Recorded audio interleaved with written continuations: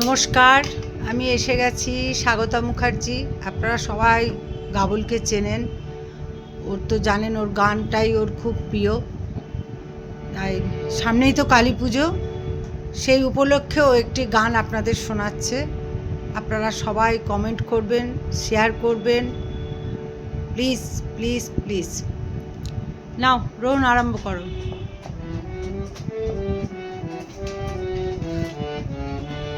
আমার মায়ের পায়ের জবা হয়ে ওঠা ফোটে মন,